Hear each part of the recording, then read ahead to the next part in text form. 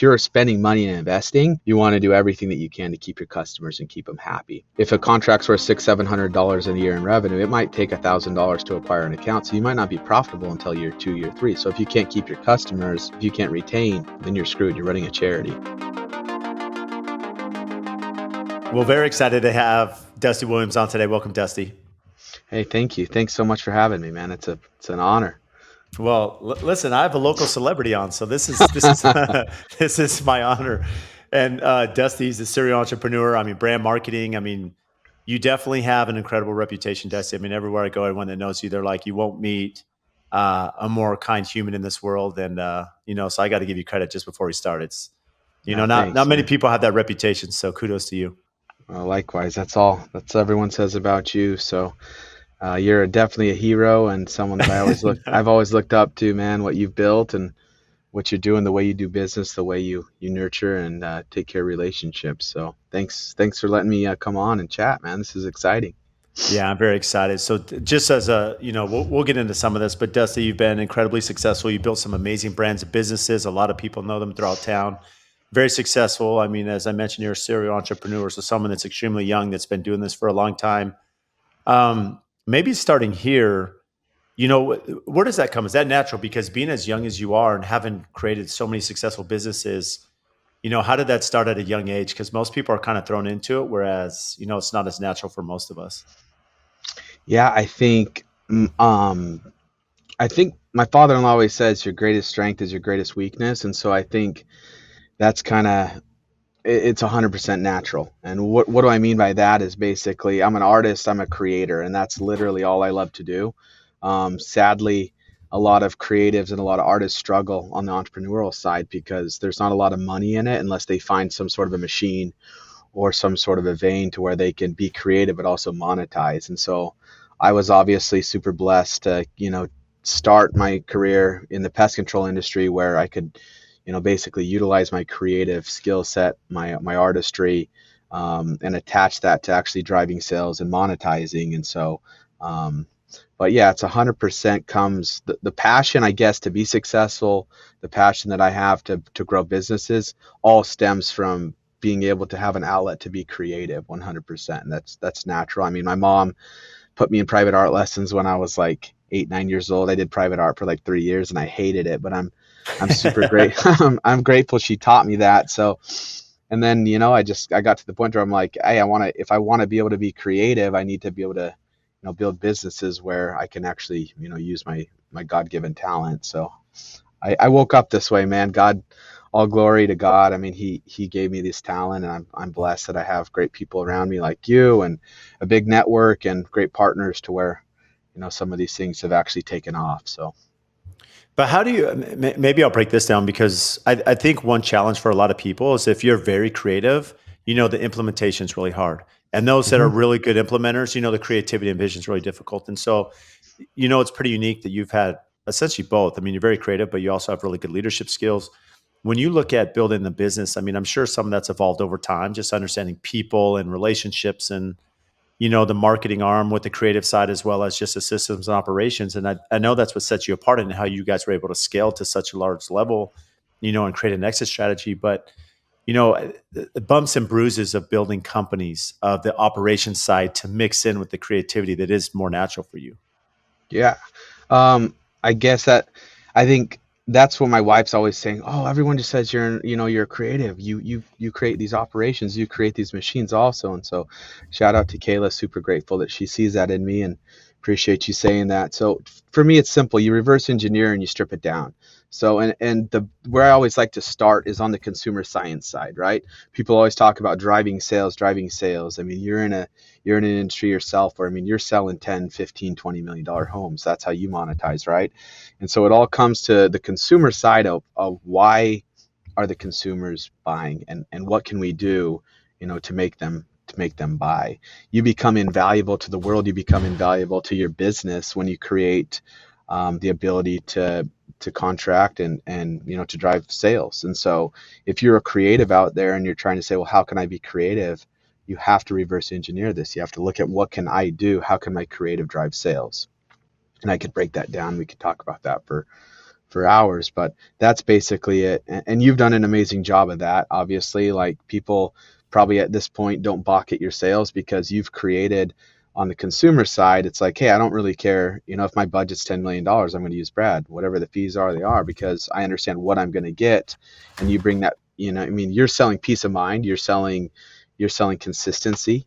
You're selling that, hey, you're going to be an aligned partner and that you're going to be able to drive, help them manage their revenue. And so that's what I like to do, is look at why would they buy, and then how can I take creative, how can I take artistry and beauty and basically create those sales funnels that then amplify the machine. You got to have it both, right? You got to have the steak and the sizzle. You got to have it all going. It can't just be one or the other. Well, I really want to break this down because it's interesting. You talked about the reverse engineering and the consumer science. Why are people buying? I think there's levels to that. I don't want to say it's looking fruit. For me, I'm looking for, maybe 10 projects a year, right? And, in some ways, it's very difficult to find those. And in some ways, it's easy because you can showcase, similar projects. And, it's easy for the consumer to see on social media, like, the appeal there. When you're breaking down at your level, let's take Green Mango Pest Control or Agave Window Glass, right? Some of these companies you built. How are you building a customer base to drive sales, to understand why they buy? When you're looking for someone for this, not just one transaction, you're looking at someone to be repeat monthly, like a common customer. How are you building, just understanding the consumer science for, a lot of people, a lot of clients, right? And that will stay on for not just the first month, but hopefully years down the road. Yeah, I mean, obviously, when you dive deep into consumer science and why people buy, I mean, I think the key word that we should dwell on for a second is it's emotional, right? We buy on emotion. Um, it's just how it works. And the older I get, the more I study psychology and the more I look at it as I'm trying to build great relationships. Um, us as human beings are just extremely emotional, and it's just how we're built. And I don't think it's talked about enough in sales and marketing and building businesses. Is one, how to manage people's emotions as an operator, but then how to look at it and say, hey, we're trying to sell to people who are extremely emotional. And so if you strip it back and you can say, we can dictate, feelings, we can dictate emotions, we can dictate, basically the buying paths and these buying and amplify these sales funnels by the way that we make people feel. And there's certain ways to build brands, and certain ways to market people to capitalize on that, and not just to basically, it's not smoke and mirrors. It's science. But there's also, you could look at it from, we can drive emotion by saying, what do people want?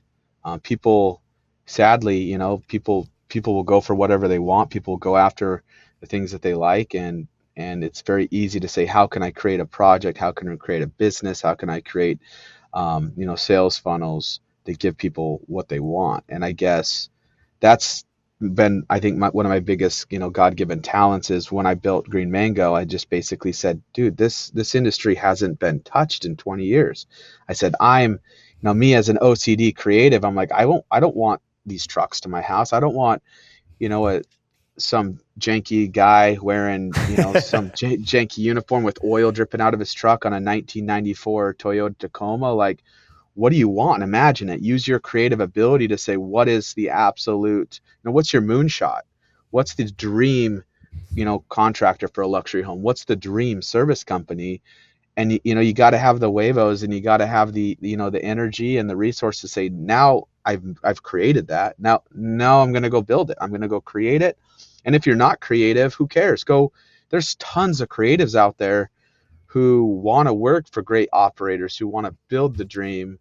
You can find those resources also they're pretty easy to find, more than ever. I think it's okay for people to now say, hey, dad, I'm not going to go be a doctor.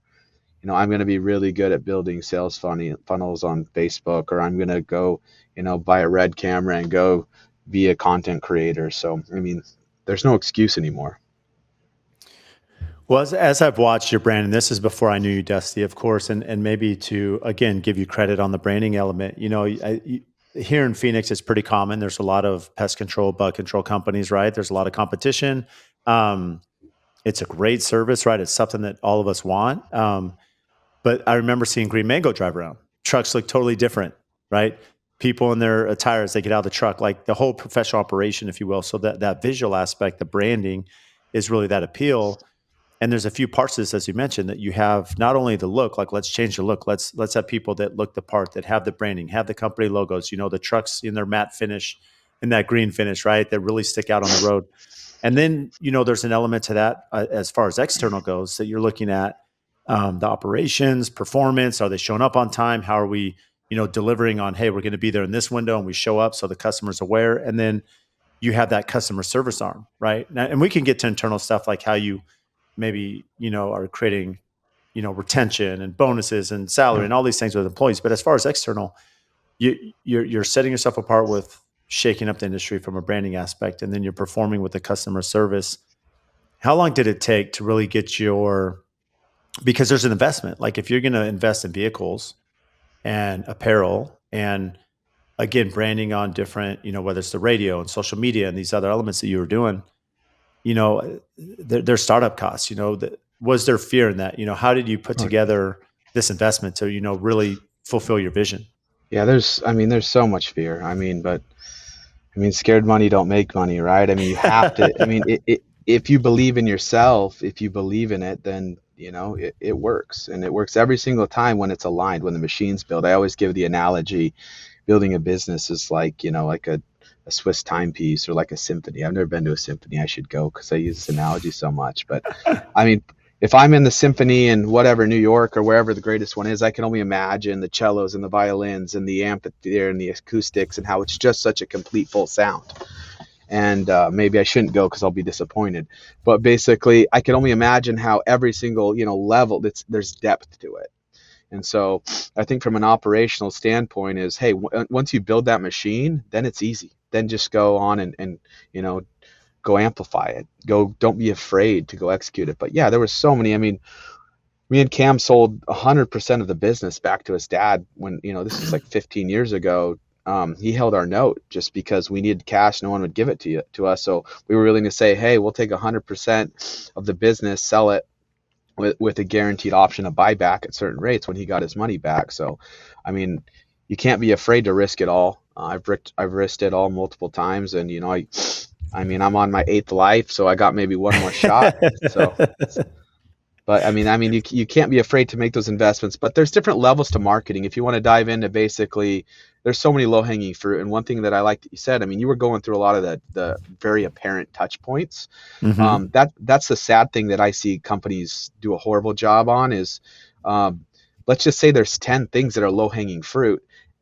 Well, let me say this first. Pest control is pretty generic, right? Home contracting is pretty generic. If I go and I talk to any random person, they're going to say, oh yeah, a home contractor, his job is to, keep the subs in line and manage the budgets. Pest control, hey, a guy walks around for 20 minutes and sprays pesticide. So to the general public from a consumer side, they see what we do as extremely simple and very generic.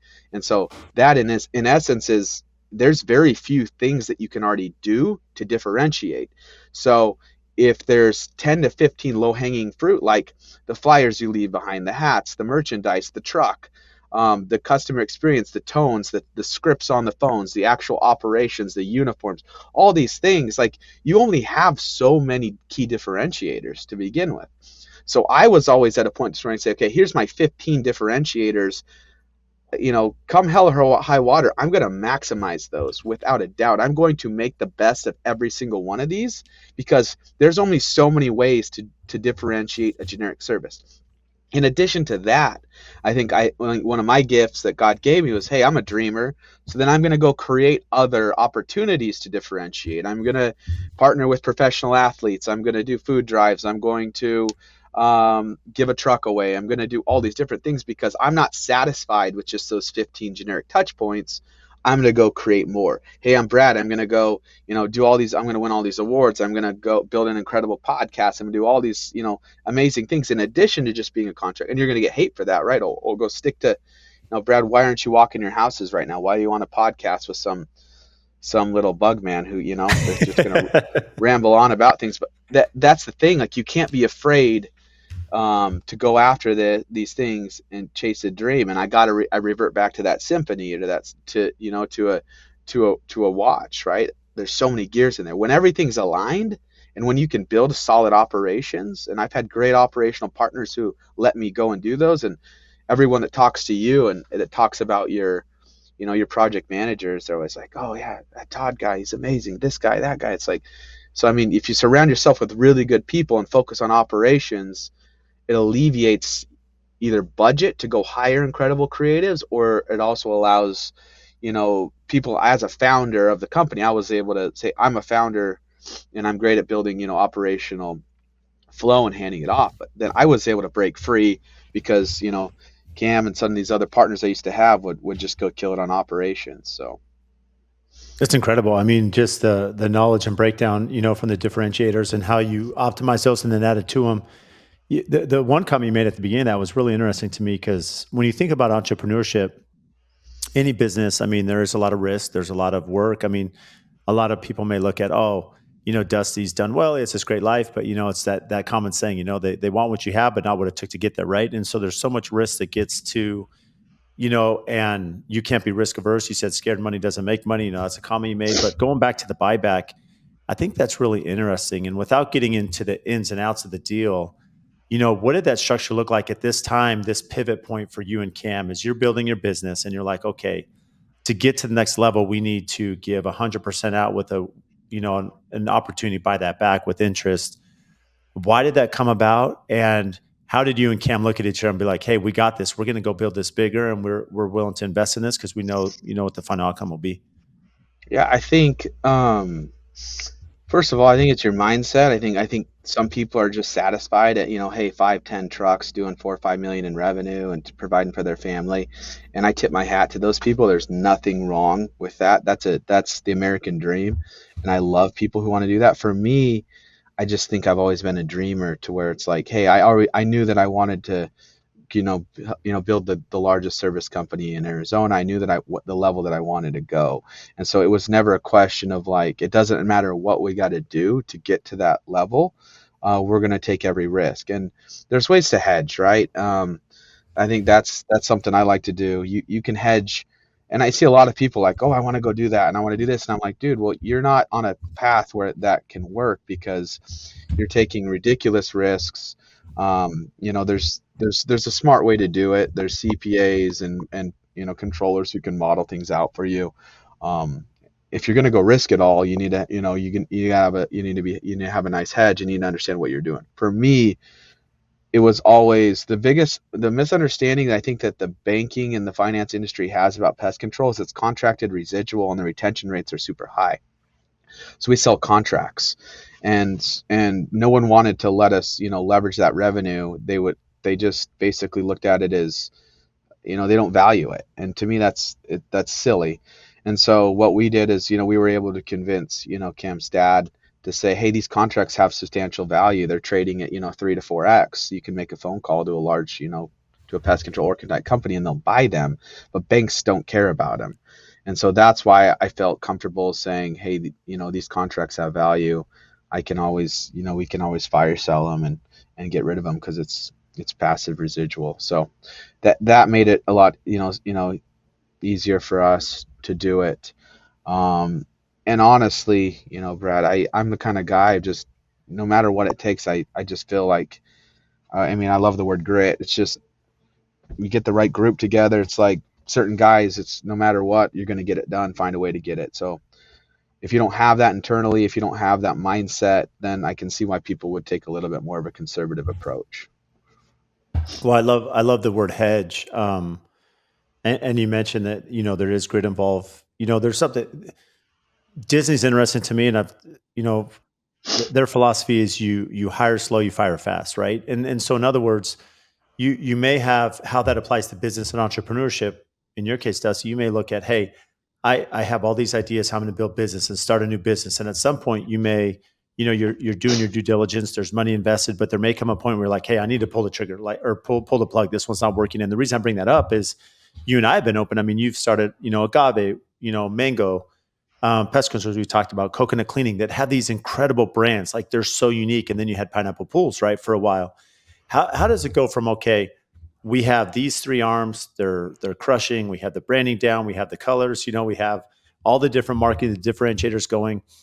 What made you look at this, from the pool aspect and say, hey, let's pull the plug, because it's not that it's a business failure, it's just there may be resources that are better applied elsewhere. And how does that conversation take place internally where you're ready to make that pivot? Well, I think I was pretty naive and I didn't understand business at the level that I do now when I started a lot of those businesses where I think not understanding scale and the ceiling and basically, and the margins correctly. The beautiful thing about pest control is you can, make money around, 1,000 accounts. You can make money around, ridiculous money of 50, 60, 70,000 contracted accounts. There's a lot of these companies, you need to understand critical mass and you need to understand at what point, um, you know, of sales do we need to do in order to scale and order to grow properly.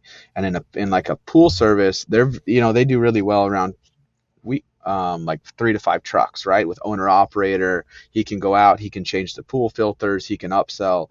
When you're trying to build a company like that and you're just putting on accounts like crazy, you need a huge infrastructure to manage it. And because the contracts and the revenue are so low, to basically the overhead of your labor expenses, it never really, that threshold of critical mass is just, it just doesn't work, right?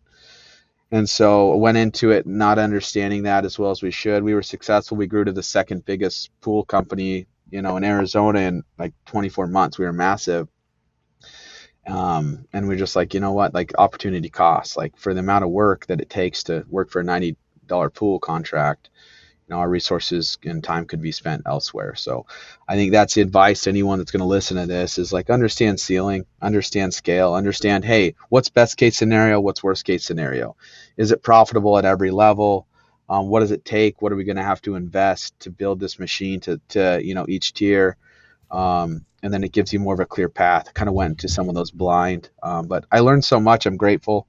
They're all operating today in some way or another. So a lot of the owner operators still run those companies and are running great successful businesses or they've sold. So they just weren't, the golden goose like Green Mango and for obvious reasons. But Are there, as you look at a business and maybe without getting, of course, into, profit or margins or whatever it may be, KPIs, as you look at key performance indicators, when you're looking at a high level from comparing each of these four companies, you know, were you looking at what marketing costs were? Were you looking at, as you mentioned, overhead and labor, which, labor is the biggest cost?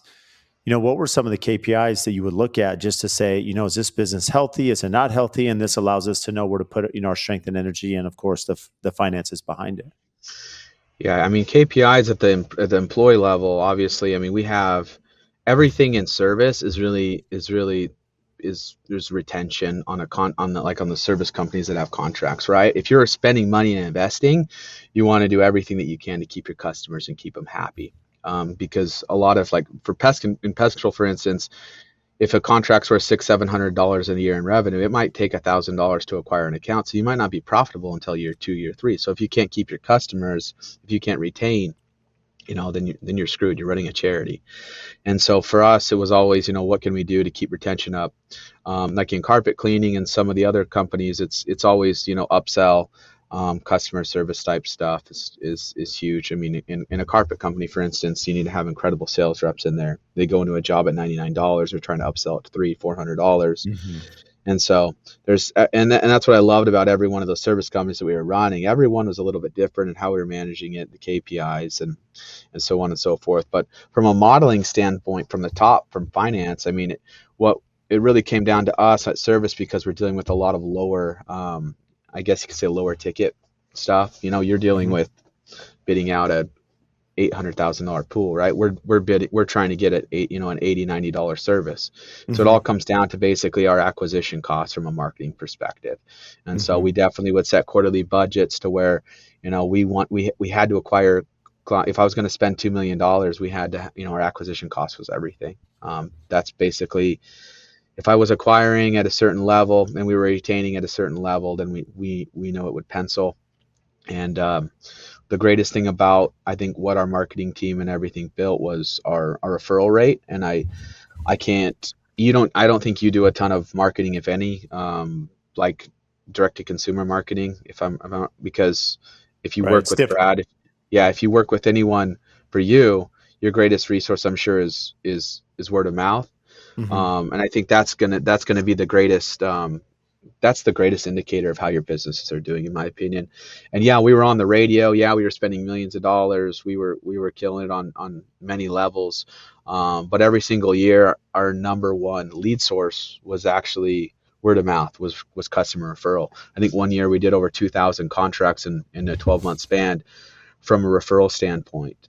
And so if you take everything and you boil it down to what's the overall health or KPIs of the business, it's, are you willing to tell your friends, family, and neighbors about us? And I know that goes without saying, everyone knows that, but what are people doing to drive it?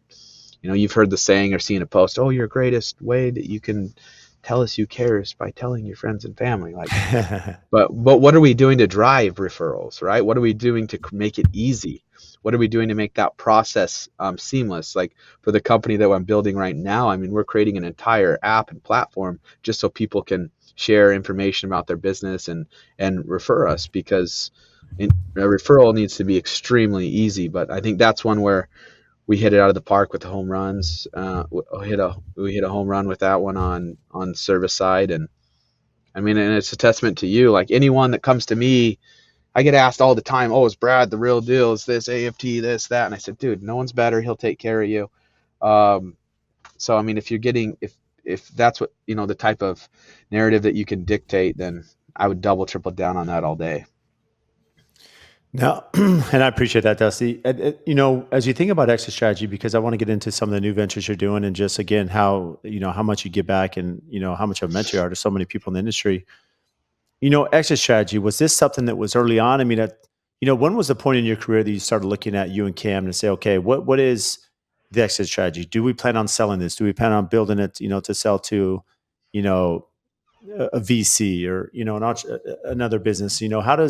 How did that play a role, just as far as timing as well as preparation to what that would look like? Yeah, I think. I mean, for me, I know for him, but mainly for me, speaking for myself, it's always fluid, right? I mean, everything's for sale for the right price. The cool thing about service companies, specifically pest control, is that it's residual income, right? So Mhm. once you've contracted them, it's just you're just building a machine, and so it's mailbox money at that point. So you really want to demand a very high multiple, because there's just a peace of mind in knowing that 20-30 million dollars are going to come in the door every year, and and you're set, right? So you have to demand a very high multiple. But I think that's the advice I'd give to anyone looking at it is, hey, if I do take an exit, what are taxes going to look like? How hard would it be? Do I have a plan for that money? What to do with it? And basically all the write-offs and benefits, and just the I guess the peace of mind that it brings to have an operational business and whatnot. But for me specifically, it was always like, hey, if we could exit for around this, I know that I could have, the financial freedom and the ability to go.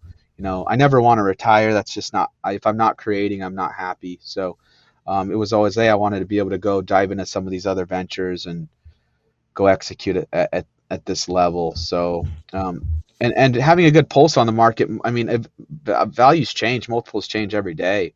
I think if you're a small business owner, medium business owner, build your business so that it's turnkey, so that the VC can come in and roll you off. That's some advice I'd always give people, where they love good brands, they love great operations, they love, turnkey businesses. And the second thing is, like, know the multiples.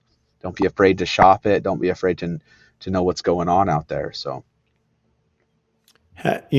Talk to us about what you're doing now. Is it Unigo or Unigo? How do you pronounce it? yeah, Uni. Uni. So I Unigo. left as a, yeah, just Uni. Oh, it's You, just Uni. yeah, Uni. UNIE Oh, Uni. okay. Yeah, Uni. Uni is we're I'm super excited about this little story. So when I was handing off the business, I was just trying to, I obviously, when you build a brand, you have a little bit of attachment to it, and you want to make sure that it's taken care of. So um I looked for other opportunities to hand off kind of the resources and skills that I had to them. And it was like, I looked, there's companies out there's a lot of softwares out there for marketing stuff. But then I was like, oh, let's hand off the uniforms. This is kind of our brand kit and how this works. And so I was like, oh, I'll check out Universe, Cintas, some of these massive publicly traded companies, and we went to meet with them, and I was like, wow, this is so far. I mean, you can't even get the right color pants with some of these companies. And so when I was taking the exit, I was just like, I couldn't sleep at night. I'm like, dude, this is insane. I keep having people come up to me and saying, wow, like their uniforms are so cool. Green Man goes, uniforms, uniforms. And I never really put a lot of effort. Like we said originally, like I wanted to make sure that they were one of those 15, 20 touch points that were dialed, but I never like sat down and said, I'm going to build the coolest uniform in the world. And this is, important. I just wanted it to be, the best in the industry. And it didn't take me a lot of time to execute that. But then the more I studied this, I'm like, geez, there's just not a fully customized, fully automated uniform resource for medium to large businesses. And so to me, it just like all the stars aligned. We have a company called Foxy Kind where we manufacture women's clothing. And so my brother-in-law is also an extremely talented at manufacturing. So we have tons of manufacturing resources where we have a team that just kills it on that end. And then I obviously feel like I've been blessed with, being in the trenches for 15, 20 years on the service side. So it's like I think I know what businesses need from uniform automation and customization as good as anyone. So all these stars started to align. And now we're going to market soon. We've been building the company for almost 12 to 18 months. And I mean, we're already starting to take market share and just completely crushing it. We're not fully live and fully open yet, but we've met with some very, very large companies. And in essence, I think the elevator pitch is it's fully customized uniforms for medium to large businesses. When I mean customized, I mean basically like one of one. So the way that you want your zippers, the way that you want your patterns, your buttons, your every single thing, they're completely OEM, fully custom, the way that you want them. So, and we're extremely disruptive in the way that we're building these garments. Me being, heavy into fashion and design, if Southwest Airlines, for example, wanted to go, hey, we want all of our flight attendants to be more in a Lululemon, Alo type inspired workwear, we can completely manufacture that. And we manufacture in the same, you know, warehouses and factories as North Face, as Alo, as Zara. We have incredible relationships. So our garments are bar none, the highest quality, most beautiful garments you can buy. And then our software, it's a SaaS play. So we're in basically the tech side where we can now fully automate these garments. So it's like instead of, hey, Brad has 30 boxes in his warehouse of random shirts and hats, now we can basically create a completely detailed customer or employee card, and you can know what garment everyone's in, what they like. It's fully automated to drop ship it, to recycle it. And so, yeah, we're changing the world with it. I think it's going to be evaluated at $1 billion in the next few years. I'm very confident in that. Um, and yeah, I'm blessed to be a part of it. I have an incredible team. It's incredible. Like honestly, it's as much as we spent time together, had no idea that's the operation you're working on. From a branding aspect, I mean, when you think about just the customization, a lot of companies can struggle, and I don't want to say know your lane. It's really difficult to really understand. Like all the nuances of business and who the ideal customer is. For you, as you look at that, there's the advantage for the consumer and the customers that they have endless options, as you mentioned, zipper placement and design, and you're working with the best fabrics and great manufacturers, and so the quality's there. Um, how hard is it to I don't want to say price, but to create value, to create costing, to be when you're customizing per company, right? There's so many different options out there. What do those metrics look like internally, just to make sure that there's value on your side as well? Yeah, and I think that's it's all relationships. And so I think a lot of our factories, we manufacture, three or four factories, and they've seen that we've already kind of validated with some of our other companies, and all the relationships that we have overseas. And so we have the ability to basically have very low quantities, and hit our margins, hit our price points very well. If we were just trying to start up and go over there, I don't recommend that to anyone. It's near impossible to to go overseas without having those channels already built. So that's why I was kind of saying it's a perfect storm. Um, but right now, the price point of garments, of high-end garments, you can't buy a Travis Matthews polo or a Nike jacket for anything less than 80 to $150. Right. And so to have a fully cut, we can fully customize for actually less than that, the same quality, um, and we can design more around the price point too. So I mean, if you had 200 employees and you wanted everyone in Travis Matthews, like we could make similar garments, but you might want to say, hey, I don't want to spend $200 on a polo. I might want to spend 60. We can value engineer everything, a lot like a custom home, right? I mean, Hmm. it's the same thing. Certain garments are different, just like certain flooring. But that's the beauty in what we do is we can get our clients exactly what they want. And then I think I have a God-given talent to build to help them, I guess. And I guess the best word would say to just like empower their brand or embellish what they already have going on. And so we can take that, build a gorgeous collection that just only adds value to their brand, something that they're proud of.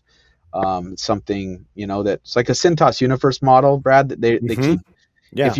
if you're in the coolest thing I want to touch on real quick is if you are where this is like me as a disruptor, if you're, let's just say, a massive company like Stanley Steamer, a lot of these companies keep their employees in the same garments for 3 to 5 years and they lease them and launder them, to where Hmm. we're completely disrupting the industry is we provide an entire premium quality design collection that's custom designed every single year. So it's really cool. All the employees get like a uni day to where they drop the new collection. So like, AFT would get, oh, it's uni day. Everyone gets, dripped out in our new collection, and they get that for the 12 months. And every year we redesign for them. So we're keeping an eye on fashion and function and all those trends. So hey, if Kim and Kanye dictate fashion, they're like, oh, this is cool now, baggy pants or this, we can evolve with that over time to keep everyone completely dialed. So it's an evergreen thing, keeps me happy, keeps me creative, and it adds so much value to the user. I love the disruption aspect because as you were kind of walking through, the business model, I'm thinking internally my experience with branding, right? Especially as it comes to apparel for a company, is that, early in my career working for, big firm. I mean, case in point, when I was, just out of high school, I worked at In and Out for a short time, right? In and Out Burger. And so You need do the, you have a picture in the hat, man? We need to see it. We need to see the a big hat on safety pin. Instagram, I know. please. I need to find like an old picture somewhere. I do. It's and so the in and out, but like you said, they're working with outside companies that are laundering. You have uniforms, you're getting dressed at work and so forth. So there's that element. Owning a business, it's a little bit different. You work with a lot of these companies that, to your point, they're working with Nike or Adidas or Under Armour or Travis Matthews. I mean, whatever. So you're buying, a different company's apparel, you're branding it with your own, and it's just okay. Well, as you and I know, some of these clothing brands fit different people different, right? And you have different, sizes of people that work for you and male and female and all the different elements there. Whereas you're coming in and saying, look, we have the same quality. We're catering it to you. It's going to be totally customized. And as you mentioned, you're kind of skipping all these other elements and going direct to consumer, if you will, where the consumer has the full automation options and the quality of what they want. And so, I think it's an incredible business plan. Based on where you guys are now, how has this been rolling out? Because I can already see from my side, I'm like, okay, I need to talk to Dusty offline and I need to figure that out internally because you want people. I mean, there is value to having people that look professional and look great and match the company image. I mean, that's definitely a separator that all of us are looking for. That's a differentiator that I'm looking for as well as many others. Yeah, not to mention that. I mean, we're built, for medium to large businesses. We have, for small business, we have Uni Supply, which will be a huge resource to small business. But the biggest thing, Brad, people are paying, like we're starting to talk to, what do they call it? They call it a merchandising manager. So these Fortune 500 companies see so much value in it that they're already hiring 2 or 3 people, salaried employees to even manage this. And Hmm. so I mean, it's crazy the amount of effort so I guess it's turning the industry saying, hey, we need to invest in this. Everyone wants this, but the process that is so difficult to like, hey, I'm going to go online, like you said, pay full retail on Travis Matthews, spend $120 on shirts. Then I got to take them to embroidery and get gouged $15 for the low. I'm $140 into these shirts. And then go look and see, oh, there's 500 of them we didn't even use that are in the back warehouse because I ordered too many smalls. Hmm. So I mean, so Right. creating a software, I mean, us for rolling out, it's been accepted so well. I mean, people are just they're waiting in line to say, hey, we want Uni, we love it. If you can pull this off, this is huge.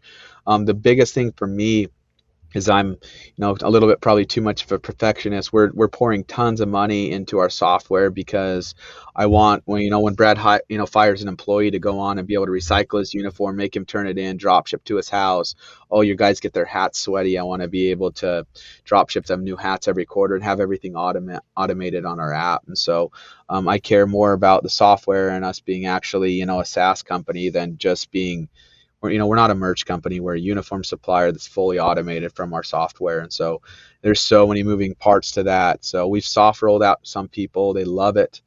We haven't been told no yet. And we're just, continually growing and evolving and super blessed. And the market's prime. If we can just take 10-20% of the current market, it's a multi-billion-dollar market. And why wouldn't people want a fully custom option without that waste that they could fully, run from the palm of their hand and their cell phone? How's it been from a sales strategy now? Are there, how are you advertising to the small business, to the medium to large business? What does that point of entry look like for you to, get that word out there? I'm doing it backwards, and people call me crazy, but we'll see in 3 years if I was crazy or if I had it right. So, we're not advertising yet. We're rolling it out very, very slow. I'm very bullish. I'm very confident that it will work because I just know I'm very connected in the medium to small business and what people need. My focus right now is creating the most beautiful collection of garments so that when people come in and see our quality, that we can get the Fortune 500 companies, get a couple of those out, right out of the gate to start, to hit the ground running. And then basically creating the tools to basically facilitate it. So I'm so confident in what we're doing that I have to be able to have basically inventory management, full customization dialed, and basically have everything fully automated so that a low level HR manager could manage this, 10,000 garments for a Fortune 500 company. So that's been our main focus right now. From a manufacturing design, I think you could vouch that I should be able to execute that on easy. So that's kind of Mhm. how we're reverse engineering it. My biggest concern, or not a concern, is we're working with some A-list celebrities that we're getting ready to hopefully sign soon because I want to I don't want you to think, oh, Travis Matthews is the best at this polo. I won't want you to feel like you're missing out because you guys aren't in Travis Matthews. I want there to be value add in the Uni brand and to feel comfortable in our garments, that they stand alone or at least stand in the same tier as a Travis Matthews as a North Face quality garment. So your guys are stoked. And I think like on cloud brand, whatever that Roger Federer's brand in, he's kind of done that. Mhm. Like I used to be a Nike. I am a Nike guy, right? Nike or nothing. I don't care. I don't care what your agenda that you're pushing. I don't care who you are on Nike. It's like I was going to be loyal to the Nike because it's standalone. Now we're saying, hey, it's cool to diversify. Mhm. There's not, there. I think they've kind of slipped off the top, and it's cool to wear multiple brands. So we're really excited to build Uni as a household name also, and then I think everything else will fall into place. I love it. I mean, Dusty, it's incredible. I just and to your point, I think there's a lot of value in diversification. I mean, we've seen you had Lululemon come into Viore, and you have these different out is Although, it yeah, Alo? Yeah, I mean, although, so Alo, yeah. So I yeah, I mean, mean, go ahead. and you thought they were the best, and then look at now. It's like, oh, 2 years later, you can't even keep up. Yeah, you can't keep up, and the reality is, I mean, you and I, yeah, I mean, you're gonna whether it be different shoes or garments, I mean, whatever it may be. I mean, there's good quality stuff, and to build a brand, what you excel at, I mean, yeah, that Uni is going to take off, and you heard it here first, right? Yeah. um, one thing that's always stood out to me, Dusty, is I think for creatives, it can be incredibly challenging the discipline aspect. It can be challenging, the focus aspect. Um, habits personal routines? What do you do to stay productive and focused, especially where, let's be honest, I mean, it's one thing maybe as you look at Dusty 1.0, as you're building Green Mango, as you're building Agave Window Glass and these other companies, right? You're in it. You have your exit strategy, and now Unie's involved, but there's a window there where you have time, and even now, like, how do you manage that effectively? Yeah, I mean, really simple. You know the answer. I try to be the dumbest guy in the room to begin with. So I mean, if I can build a team around me that is very, very talented, smarter than me, and build that machine, it's crazy how everything falls into place. I mean, I think the abstract thought I want to give you is a lot of those service companies were very thin margins. I think Hmm. when you have the ambition to go after building a company like Uni, you know that hey, it's a 100, 2, $300 million company or bust, or hopefully $1 billion company. um, you need to put yourself in a business and a model to where you can go after really talented people, because then exponentially you're going to hit that bell curve, right? And it's all going to work out. The service industry, the margins are so thin, so it's like we were just trying to get value everywhere. How can we get guys to do more, work two jobs? And that's never going to be a good environment, right? I mean, you're the perfect example of that. You pay project managers, and I'm sure a nice salary. And they have high expectations, but people are willing to pay for that because they're getting, they're getting the value that they expect, right? So number one thing for me is just build an incredible team, build the machine with people extremely smart. That's and then it allows and then I think bet on your talents, bet on bet on everyone has a talent or two, I think, that's pretty unique or special. Find people who have those unique talents that are special, and give them an opportunity to go thrive.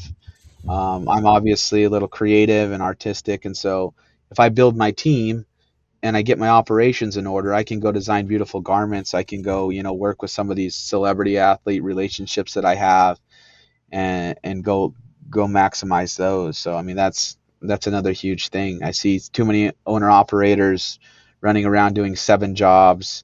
You know, just they haven't mastered anything. They're just trying to keep they're just trying to keep their head above water. I love that, and it's funny you bring that up because your example about good people, talented people. Throughout my career, I've heard so many times, and I've had to learn this myself. It's like, what's first, the chicken or the egg? And what I mean is, a lot of people are like, do I have to get that signature project? For you, do I have to sell so many accounts? Do I have to get to this bottom line revenue to start hiring the right people? Or do I hire them first and invest in them, take care of them, and then it allows me, when I am interviewed or when that potential comes up, that I can actually perform? And so I've always been, chicken or the egg. I've always been, as far as, for me, I've always invested in people first, because I know that having the right people and the systems, well, then when that project comes, ideally we're set up for success as opposed to just hiring as that need comes. And so, but there's risk, just like you mentioned from early on in the podcast, is that in any part of business, scared money doesn't make money. So if you're scared to invest in the right people, like, you're never, in my opinion, going to get to that level where you can perform on that sales pitch. Yeah, I think the model, it all that's why it's a symphony. It's a perfect storm. I can't start a pool cleaning business today and go hire four, Harvard grads. It's not going to pencil, right? It doesn't make sense. And so I think that you have to reverse engineer things. You have to have an exit strategy. You have to say, hey, what is critical mass? What does scale look like? And then you have to get the right people on the boat that are basically consistent with the business model. And so and that's hard to do. And that's why business is so hard. It's a 99.9% fail rate. But I mean, that's why I think that, Uni is going to be massive. And I think that's why you've built an incredible business, is because there's the margin there, there's the fees there, there's everything to say, hey, we're going to have the greatest team that's going to build the most beautiful homes. People are willing to pay for it. And we're going to go, invest in that first. And then everything else will fall into place. As you look back to, of course, Dustin 2.0 now, Dusty 1.0, what advice would you give yourself? Oh, relationships. I mean, um, I think my OCD was just like I would get too focused on the brand, or it's too focused on just just like a dog and a bone. Like, hey, a brand had to be this way. This had to be this way. My OCD is horrible on that. But once again, that's my greatest strength. It's my greatest weakness. And saying, hey, if I nurture the relationships, if I make sure to take care of people and get a winning team, everything will work out, and I'll eventually get to that. But yeah, I'm sure I offended people along the road of trying to get, everything perfect and trying to execute that. Maybe fired too quick. Um, so I mean, everything to me now is like, and it's easy now. I've taken a huge exit. I have great people around me. It's easy now, but I mean, when you're in the trenches, when you're in your 20s, it's like relationships are absolutely everything. Take care of people, put people first, for family and people first, and then everything just, falls into place. It's crazy, and what the momentum that you can get with the right people. So that would be kind of the biggest, I guess, regret or thing that I didn't understand. And then the second one we already talked about is just understanding scale, the ceiling, critical mass. Like, hey, I mean, worst case, best case, not being afraid to take feedback on that stuff. So what keeps you up at night now? Honestly, is I'm so I've never been more passionate about a project in my life. Just Uni to me is a gift from God to just go get after it. So it's there's so many moving parts to it. So it's so fun because I get to, one day I'm living in software, creating that. One day I'm living in garments, designing those. The next day we're in manufacturing. I mean, the next day we're in, B2B sales, trying to build sales funnels and get all that ready. And then I'm also marketing and building my own brand. So there's so many aspects to it that I mean, I can't sleep because I'm so stoked about it. I can't wait to see where we're at in 3 to 5 years. I love it. I mean, it's been fun to watch, Dusty. And what do you do for fun? Family, man. I got three beautiful girls that play tennis. So I'm out on our tennis court. I walk around our new house just waiting for you to show up and remodel it. So, so yeah, we spend a lot of time at our house. Excited for our AFT, to come in and make our house great again, man. We're really excited about that. And then I love F1. I think F1's Mhm. amazing because it's same thing like Uni. It embodies so many cool things: branding, speed, the energy, the driving, the competition. So, Focus, yeah. oh yeah, Hmm. I'm heavy into F1, so I love that. And then, yeah, I do a little bit of branding and consulting stuff on the side. So I love creating. So How walk us through some of those experiences. Maybe I know that you and Kayla are pretty fortunate to go do some of these Formula One. You've been to a lot of the races and had some great access. What is it like yeah. actually being there as opposed to TV? It's night. I honestly, I think I've been blessed to experience pretty much every, like, the Super Bowl, the NBA final, Hmm. like every single thing as far as the production, as far as marketing, branding, experience, and this is a whole nother level. The Paddock Club is just so different. The amount of money and effort that's put into that, and this is a global sport, right?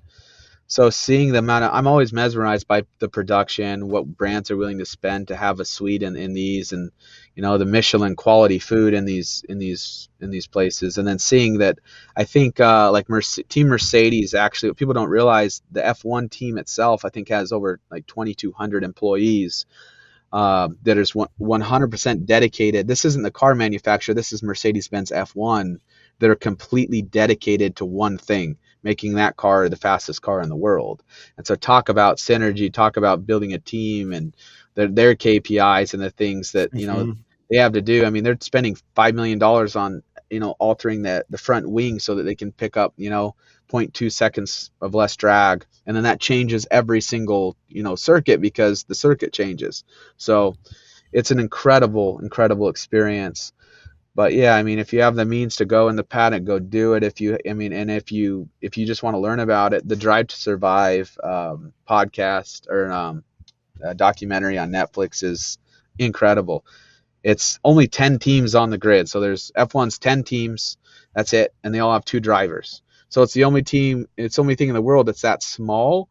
And then Hmm. it's the only thing where you have the ultimate ego check. It's like, hey, I can't complain because I have another guy on my team that's given the exact same equipment.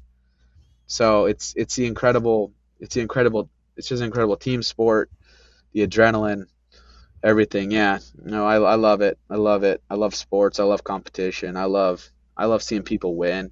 I think there's way too much hate out there, right? I think we should support each other way more, and there's plenty to go around. I think we need to get rid of the insecurities and the jealousies that people have in business and just empower each other. I love seeing you win, and I know we have a lot of similar people in our network that I love, seeing kill it. I mean, let's all be a little more positive. I love that some people have the mentality of abundance and some scarcity, and you definitely have the mentality of abundance. Hence the reason you've been successful. And Dusty, I can't thank you enough. I mean, I know you're tremendously busy. I really gratefully appreciate the friendship and the mentoring you've given me, and in our interactions and so forth. And so, for those listening, to learn more about Unie, how can they find it? How can they get in contact with you? And that way they can Yeah. start looking at their own brand apparel. Yeah, we're hiding right now, but you can we're starting to put our Instagram up. It's uni.com, or it's we are uni. I think it's I just made it literally last night, I think, or a couple nights ago. It's Uni Inc. I should know this. I had the branding guy who doesn't even know his handle. Yeah, so it's Uni Inc. That's our handle. Um, UNIE Inc. And you can start to follow us there. We're getting ready to go nuts on all the content and everything we're going to drive through there. And then my personals is T Dustin Williams is my handle. But yeah, I mean, we're getting ready to launch. I think the first of Q2 will be open to to the world. So It's incredible. Well, Dusty, appreciate you. Thanks for making time. hey, appreciate you. Thanks so much for having me. If you get value from the show, please support us by giving a 5-star rating and review on whatever platform you listen to. And I also have a favor to ask. We've had some incredible guests that come on and share their wisdom, their knowledge about their business. So if you have friends or family members that could benefit from those episodes, please share it with them, as well as any other business owners that you're networking with that could get value from the podcast or certain episodes. Please share those as well. Again, subscribe, make sure you're following. Any questions that you have, topics. We've had listeners reach out about certain guests that we should have on the show. Again, brad.l@aftconstruction.com. Email me for topics to address, guests that we should have on, and even if you think you'd be a great guest for the show. So again, thank you for all your support, and we'll see you next time.